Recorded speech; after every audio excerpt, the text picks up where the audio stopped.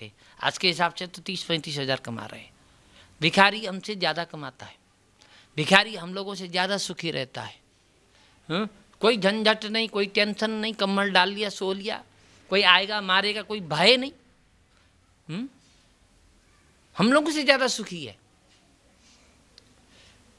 तो एक रिक्शा वाले से कहा, बहुत ज़्यादा पैसा मांगा, तो कह कि तुम लोग इतना तो तुम लोग तो बहुत ज़्यादा कमाते होंगे दिन भर में, हमसे तो ज़्यादा मांग रहे हो, इससे तो हम लोगों से तो तुम ही लोग अच्छे हो। तो कहता पंडित जी आ जाओ रिक्शा चलाने,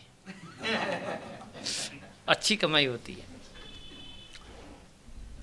नहीं, भगवान जो है कैसी भी तरह से हमारी जीविका चलने के लिए साधन दे देता है। भगवान ने हमारी व्यवस्था कर रखी है।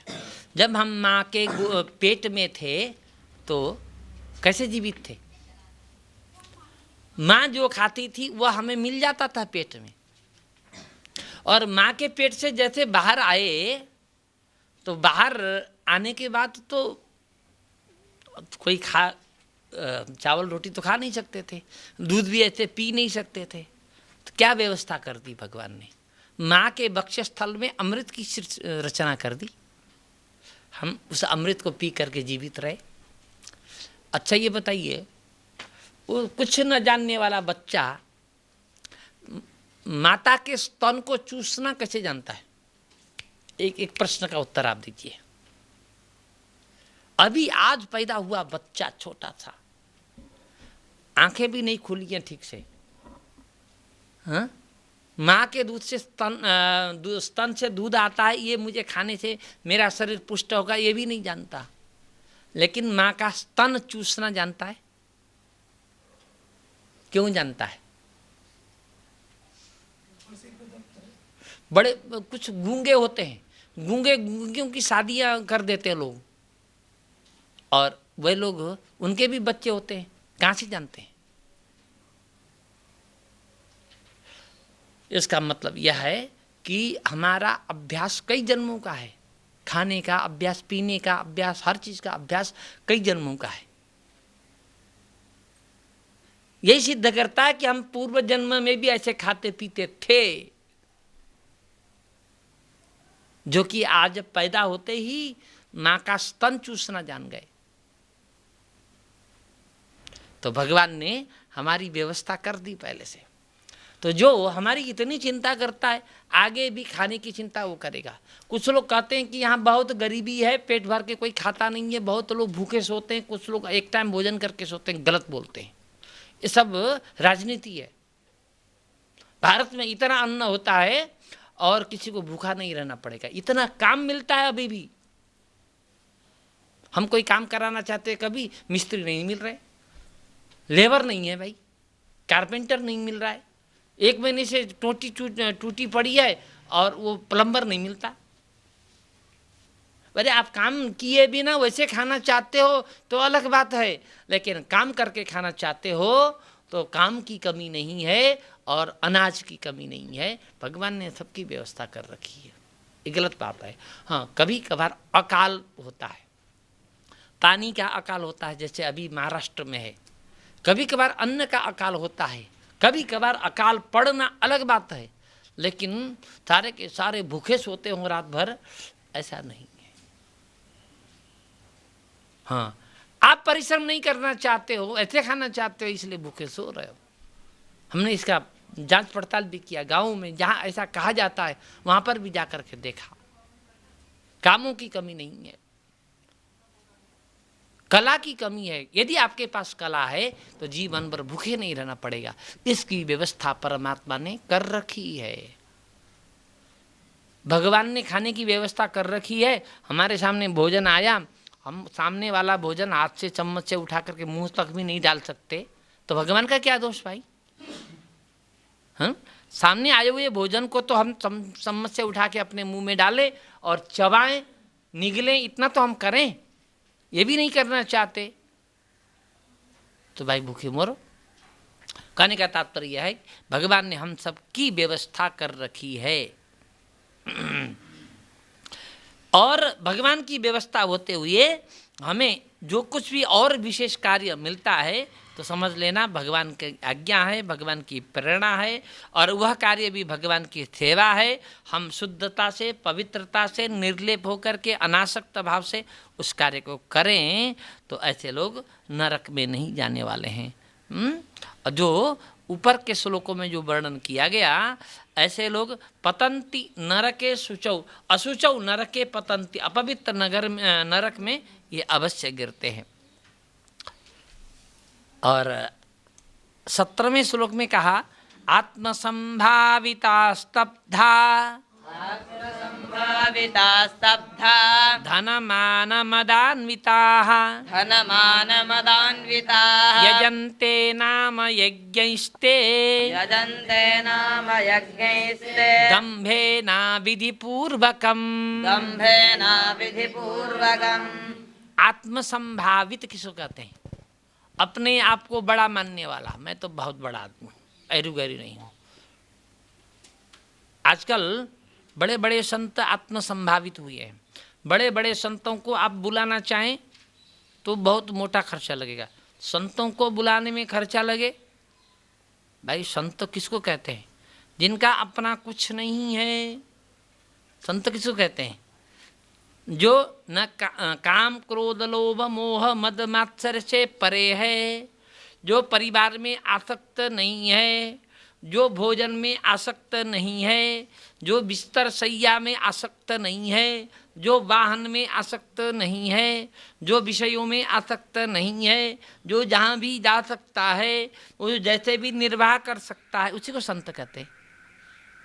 जिसके पास बहुत बड़ा आश्रम हो उसको संत नहीं कहते, जिसके पास बहुत गाड़ियां हों उसको संत नहीं कहते, जिसके बहुत चेले हों उसको संत नहीं कहते। एक संत जी मिले, अब उनको संत कहते हैं लोग। एक संत जी मिले, भागवत की कथा करते थे, और भागवत की कथा करते करते एक बार की कथा में कहा कि इस भागवत में मैं लोगों को दीक्षा दूंगा। अच्छा ठीक, क्योंकि मुझे 1 लाख चेले बनाने हैं, दीक्षा दे करके 1 लाख चेले बनाने। अच्छा 1 लाख चेले क्यों बनाने? 1 लाख चेले बनाने से संतत तो बढ़ जाएगा क्या? आप में जो संतता की मात्रा है वो बढ़ जाएगी क्या? क्योंकि नहीं, एक चेला मेरे लिए रोज 1 रुपये भी निकालेगा तो मेरे 1 लाख चेले प्रतिदिन 1-1 रुपया निकालेंगे तो 1 लाख रुपया रोज मेरी आमदनी बढ़ जाएगी। ये संत जी की वाणी है। एक चेला मेरे लिए रोज 1 रुपया निकालेगा तो 1 लाख चेले होंगे तो 1 लाख रुपए रोज मेरा बन गया। ये दंभ है, ये आत्मसंभाविता है। जो तो पैसे में इतना आसक्त व्यक्ति हमारा उद्धार करेगा बताइए?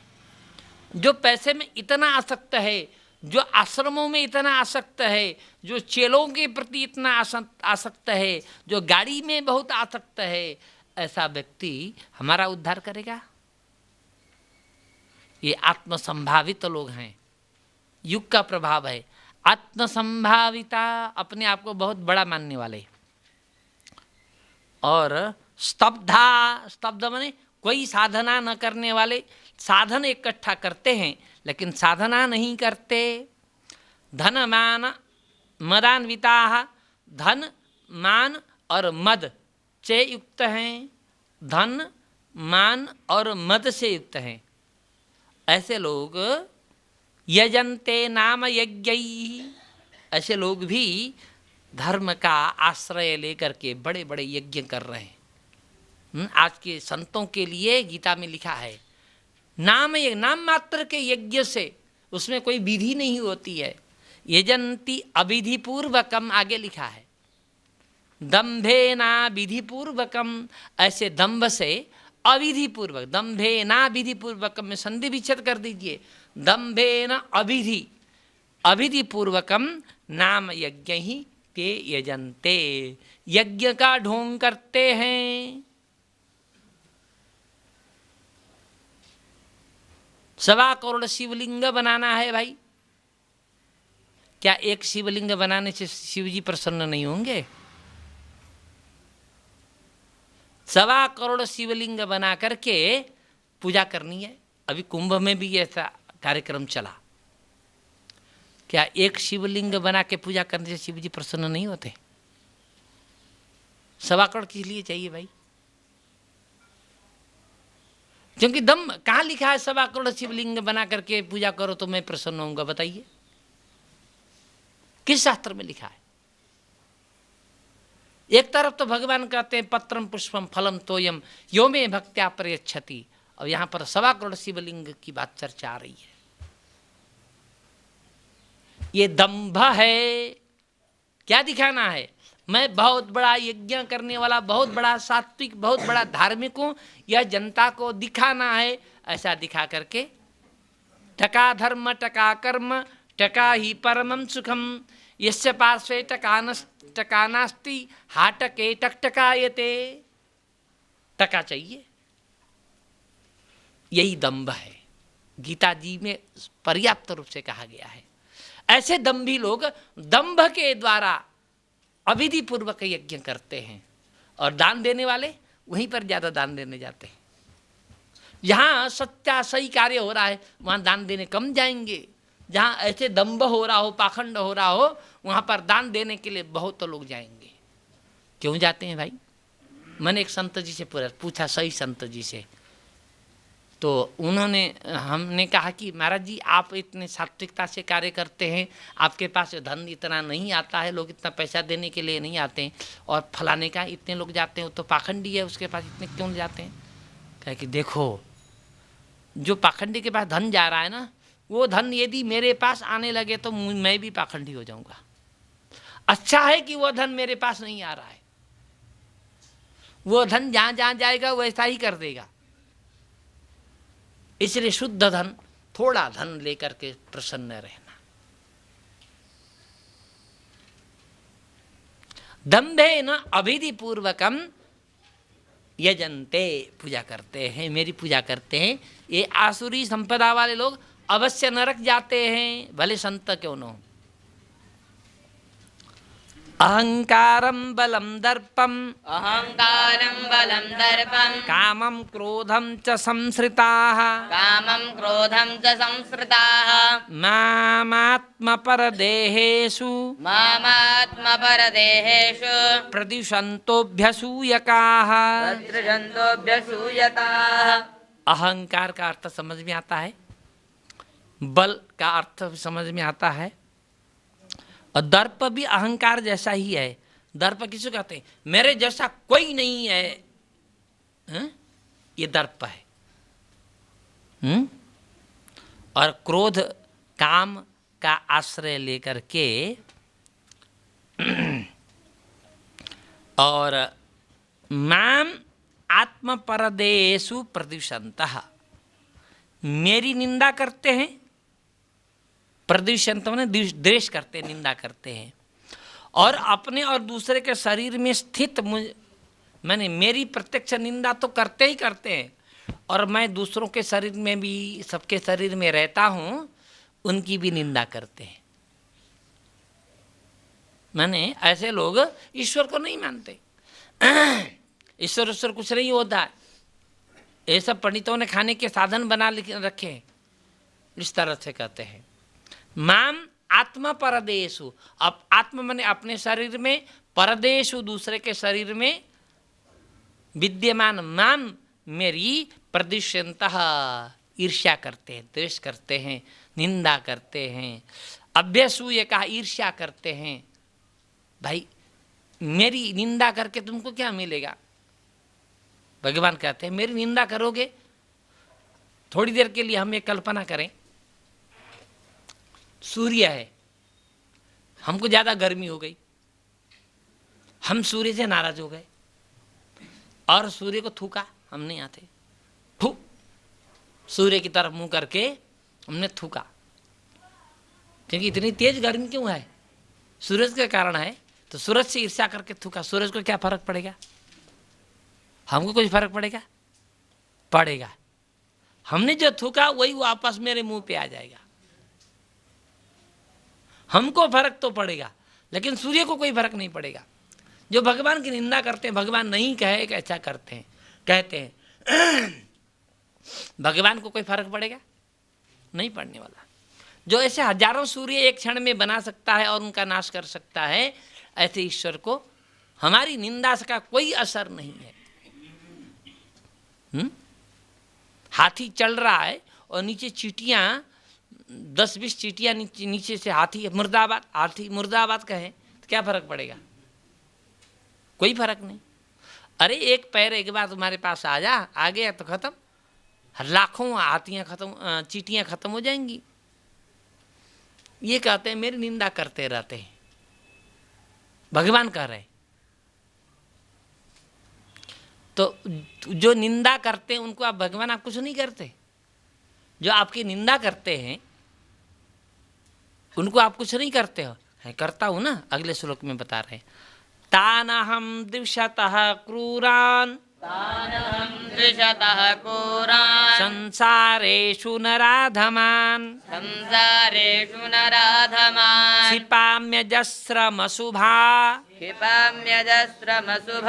नासुरीष्वेव योनिषु।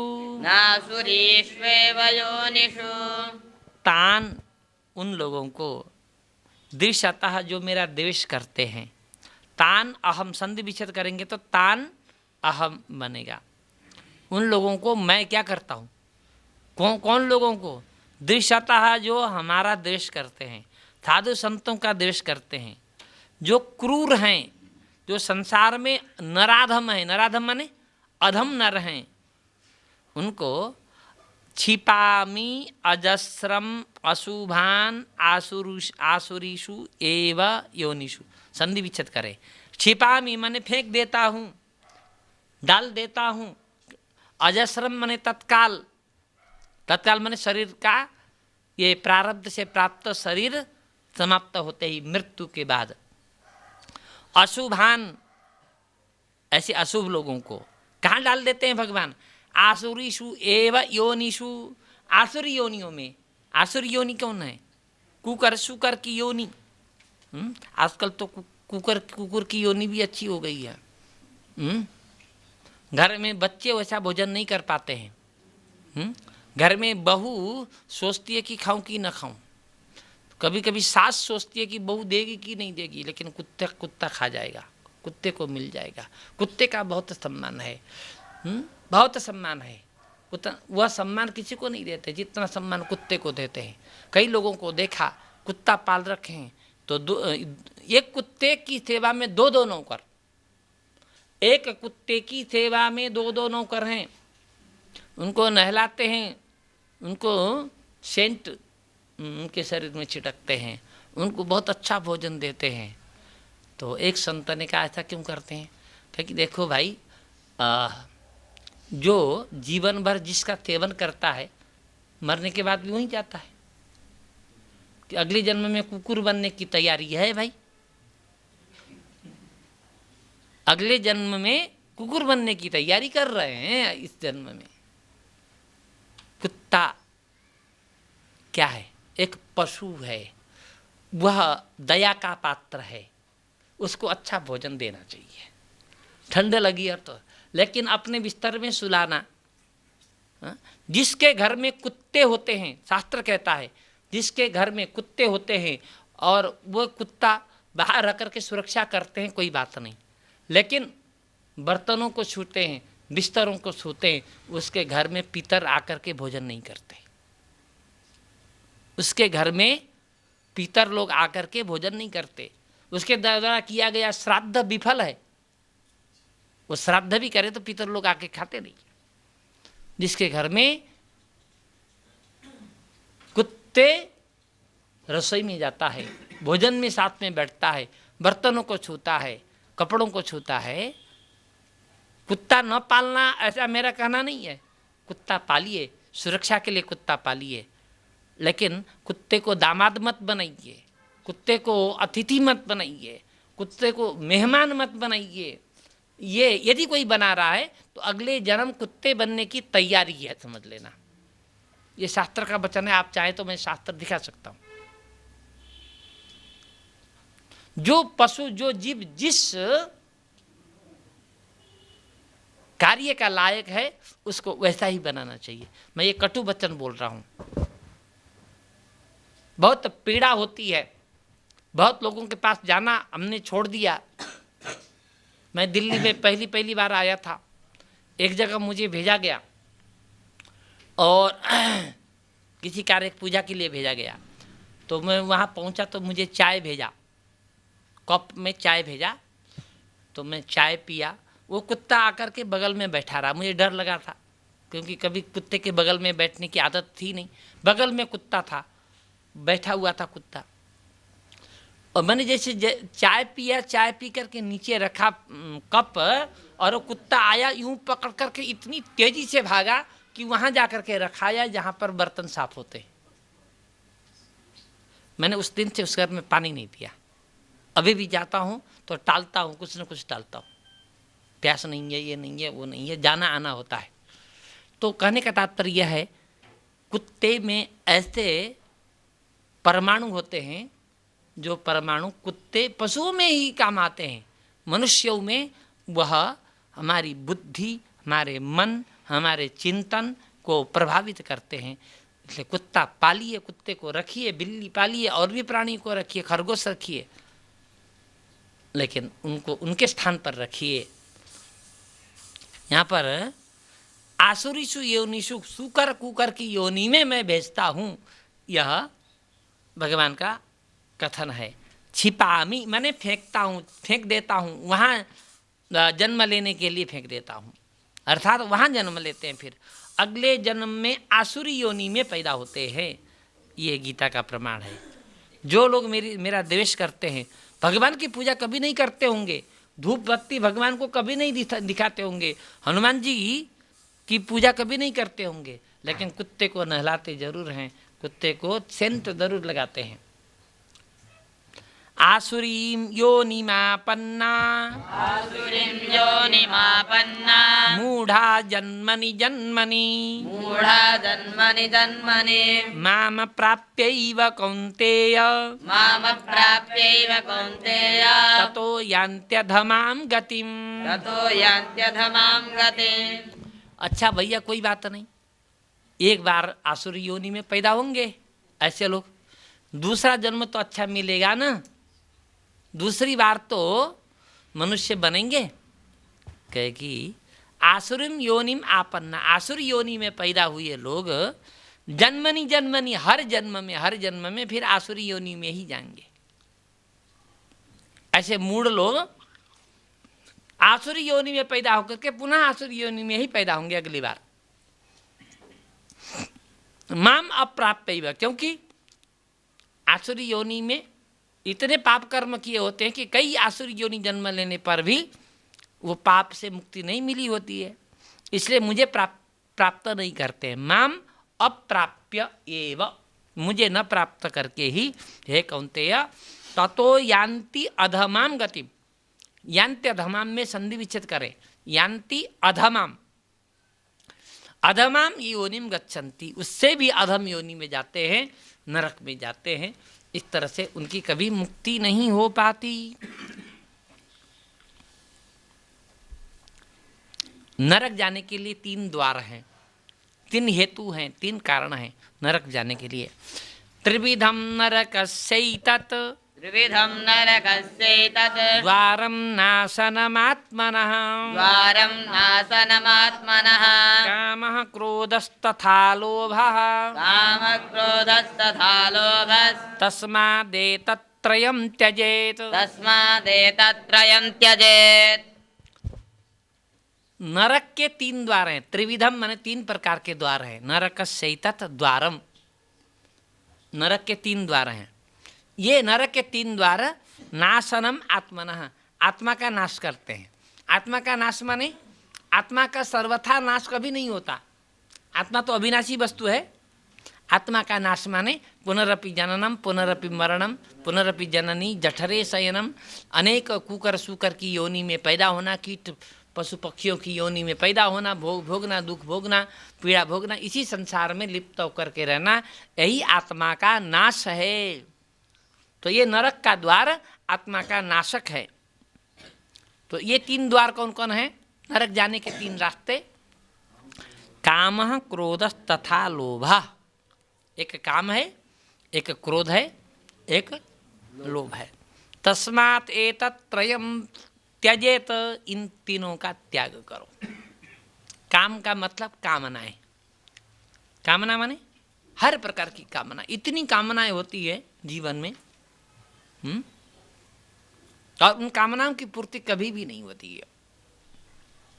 क्रोध हम समझते ही हैं और लोभ भी समझते हैं। एक बात बताऊं, भगवान जब हमारी रचना करते हैं, ये भगवान के द्वारा रचा हुआ है, ये जानते हैं ना।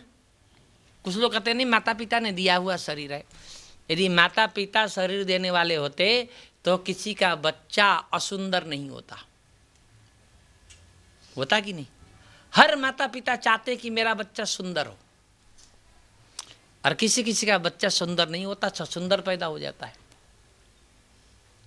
यदि माता पिता जीवन देते, शरीर देते, तो सबके बच्चे सुंदर होते। हर माता पिता चाहते कि मेरा बच्चा सुंदर हो। माता पिता तो निमित्त मात्र हैं, बनाने वाला तो ऊपर वाला है, और ऊपर वाले ने हमें ऐसा स्वरूप। कुछ लोग कहते हैं कि हम ऐसे बेकार के क्यों हैं, भगवान ने हमको ऐसा बेकार क्यों बनाया, भगवान को गाली देते हैं। अरे भाई, भगवान ने भी वैसे नहीं बनाया, पहले के मेटेरियल लेकर के बनाया। भगवान ने जब बनाया तो पहले का मेटेरियल खोजा। पहले का मेटेरियल माने पूर्व जन्म का मेटेरियल। पूर्व जन्म में तुमने कैसे काम किए थे, उसी मेटेरियल से तुम्हारे शरीर को बना दिया। वो बनाया है, बनाने वाला है ना। भगवान क्या है? GOD। जी माने जनरेटर, और ओ माने ऑपरेटर, और डी माने डिस्ट्रायर। 3 प्रकार का काम करता है, सृष्टा, पालक और संहार करने वाला। अब वह अपने मनमानी से वह भी काम नहीं करता। भाई, तुमने कितना कमाया है, लाओ, उसी के हिसाब से तुमको बन देता हूं, उसी के अनुसार से फल देता है परमात्मा। तो एक काम, क्रोध और लोभ। हाँ, मैं जो बता रहा था कि भगवान ने जब हमारे शरीर की रचना की तो हमारे यहाँ एक थैला है, ज्ञान मस्तिष्क है। इस मस्तिष्क में और हृदय में भगवान ने सारी चीज रख दी, कोई चीज छोड़ी नहीं। काम, क्रोध, लोभ, मोह, मद, मात्सर्य, ईर्ष्या, करुणा, दया, प्रेम, स्नेह, दया, ये सारी चीजें भगवान ने यहाँ पर रखी हुई है। सब कुछ दिया है हमको, हमारे पास है सारी चीजें। लेकिन कोई कामी होता है, कोई क्रोधी होता है, कोई लोभी होता है, कोई दयालु होता है, कोई कृपालु होता है, कोई प्रेमी होता है। ऐसा क्यों होता है? तो भगवान ने जो हमें दिया है, इनमें से हम जिस वस्तु का प्रयोग ज्यादा करते हैं वही चीज बढ़ती है। हम क्रोध का प्रयोग ज्यादा करते हैं तो क्रोध बढ़ा रहता है हमेशा। यहाँ पर क्रोध क्रोध का प्रयोग हम ज्यादा करते हैं तो क्रोध बढ़ता रहेगा। हम दया का प्रयोग ज्यादा करते हैं तो दया बढ़ती रहेगी। प्रेम का प्रयोग ज्यादा करते हैं तो प्रेम बढ़ता रहेगा। स्नेह का प्रयोग ज्यादा करेंगे तो स्नेह बढ़ता रहेगा। ये सारी चीजें हमारे अंदर हैं, और हम जिसका प्रयोग ज्यादा करना चाहते हैं, करते हैं, वही चीज बढ़ती है। ये चीजें ऐसी हैं कि खर्चा करने से बढ़ती है और खर्चा न करने से घटती है। ये सारी चीजें। तो काम, क्रोध, लोभ, ये 3 नरक के द्वार हैं। इन तीनों का त्याग करना चाहिए। 22वें श्लोक में बोलते हैं, एतैर्विमुक्तः कौन्तेय, एतैर्विमुक्तः कौन्तेय, तमोद्वारैस्त्रिभिर्नरः, तमोद्वारैस्त्रिभिर्नरः, आचरत्यात्मनः श्रेयः, आचरत्यात्मनः श्रेयः, ततो याति परां गतिम्। ततो याति परां गतिम्। अब तमोद्वारैः त्रिभिः एतैः विमुक्तः, ये अज्ञान के 3 द्वार थे ना नरक ले जाने वाले, काम क्रोध लोभ, इन तीनों से मुक्त जो है, इन तीनों से जो परे है व्यक्ति, काम क्रोध लोभ से परे है, इन तीनों से परे जो नर मनुष्य है, आत्मनः श्रेयः आचरति, ऐसा व्यक्ति आत्मा के कल्याण कारक विषय का आचरण करता है। आत्मनः संधि विच्छेद करें, आचरति आत्मनः श्रेयः, श्रेयः माने कल्याण, आत्मनः माने अपने कल्याण के लिए, आत्मा के कल्याण के लिए आचरण करता है। और जो आत्मा के कल्याण के लिए आचरण करता है ततो परम याति पराम गतिम याति, उसके बाद उसको परम गति की प्राप्ति होती है। ठीक है, इसके पहले के श्लोक तक आसुरी संपदा से आए हुए व्यक्तियों के चिन्ह बताए और उनको क्या फल मिलता है, क्या क्या करते हैं वो लोग ये बताए, और उसके बाद फिर जो इनसे मुक्त, इन तीनों में ले जाने के लिए, माने ये आसुरी संपदा प्राप्त कराने वाले 3 हैं, काम क्रोध लोभ, इन तीनों से यदि बच जाए तो उसकी आसुरी संपदा खत्म हो जाएगी, फिर तो दैवी संपदा आ जाएगी। इन तीनों से मुक्त होना सीखो, गीता जी कह रहे हैं। हम आप सबको पुस्तक इसलिए दे रहे हैं कि प्रवचनों में क्या होता है, वक्ता बोलता रहता है और श्रोता सुनते रहते हैं। अब कई श्रोताओं को ये संदेह भी होता है कि ये जो बोल रहे हैं ये अपनी बना करके बोल रहे हैं कि कैसे बोल रहे हैं, पता नहीं होता। कई लोग समझते हैं भागवत में जो लिखा है वो बोल रहे हैं, ऐसा होता है। वक्ता लोग भागवत का 10% भी नहीं बोलते हैं, 90% बाहर से बोलते हैं। आपको पता चल जाए कि जो हम बोल रहे हैं वो गीता की लिखी हुई बात है। गीता में अभी तो आपके पास जो पुस्तक है वो केवल मूल अर्थ मात्र है, और इसका विस्तार कभी होगा तो उसमें और विस्तार से वर्णन है, एक एक वस्तु का, एक एक शब्द का वर्णन है। यह शास्त्र विधि मुत्सृज्य वर्तते कामकारतः न स सिद्धिमवाप्नोति न सुखम न परां गतिम। जो शास्त्र विधि का त्याग करके, शास्त्र विधिम उत्सृज्य, ऐसा संधि विच्छेद करें, शास्त्र विधिम उत्सृज्य, शास्त्र की विधि का उत्सृज्य माने उत्सर्ग करके, त्याग करके, वर्तते कामकारतः, अपनी इच्छा अनुसार काम करे कोई। यज्ञ भी करे तो शास्त्र की विधि को छोड़ करके ऐसे यज्ञ करे। एक हमारे बहुत ही खास व्यक्ति हैं, तो उन्होंने फ़ोन करके कहा कि तुम्हारे यहाँ से कोई हरिद्वार जाने वाला हो तो शांति कुंज से 1 कुंटल हवन सामग्री मंगाना। हमने कहा 1 कुंटल हवन सामग्री की क्या जरूरत है? कहा कि मेरी पत्नी मरने वाली है और तुम लोग जो है मेरी पत्नी के मरने के बाद उसकी चिता जलेगी तो 10 विद्यार्थी को भेज देना और वही सामान के हवन करेंगे। हमने उनसे कहा कि चिता जलने पर, शरीर जलने पर वहाँ हवन सामग्री से हवन करना है, कहाँ लिखा है? क्यों नहीं लिखा है? नहीं लिखा है तो लिखो। उन्होंने कहा नहीं लिखा है तो लिखो तुम। इस तरह के व्यक्ति जो शास्त्र विधि का त्याग करके वर्तते कामकारतः, अपनी इच्छा अनुसार जो चाहे धर्म को उधर मोड़ लेते हैं, न स सिद्धिमवाप्नोति, ऐसे लोग सिद्धि को प्राप्त नहीं करते। सिद्धिम स माने वह, सिद्धिम सिद्धि को न अवाप्नोति, प्राप्त नहीं करता। ऐसा व्यक्ति सिद्धि को नहीं प्राप्त करता, उसको उस कर्म का सुख भी नहीं मिलता। न सुखम न पराम गतिम, न तो परम गति को प्राप्त करता है। इसलिए शास्त्र विधि नहीं छोड़नी चाहिए। शास्त्र ने क्या कहा यह नहीं छोड़ना चाहिए, क्योंकि ये जो शास्त्र है हम जैसे ऐरू गैरू लोगों के द्वारा लिखे गए ग्रंथ नहीं है।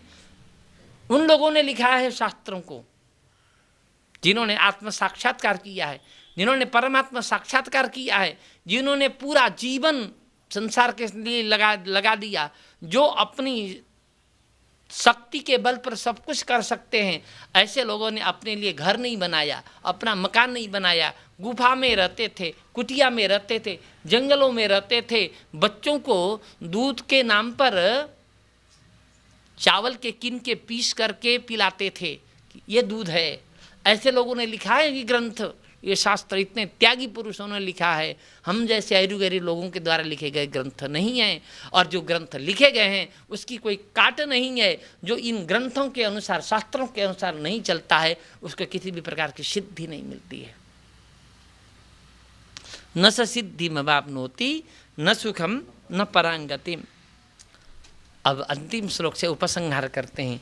तस्मात् शास्त्रं प्रमाणं ते तस्मात् शास्त्रं प्रमाणन्ते कार्याकार्यव्यवस्थितौ कार्याकार्यव्यवस्थितौ ज्ञात्वा शास्त्रविधानोक्तं ज्ञात्वा शास्त्रविधानोक्तं कर्म कर्तुमिहार्हसि। कर्म कर्तुमिहार्हसि। किसकी वाणी है?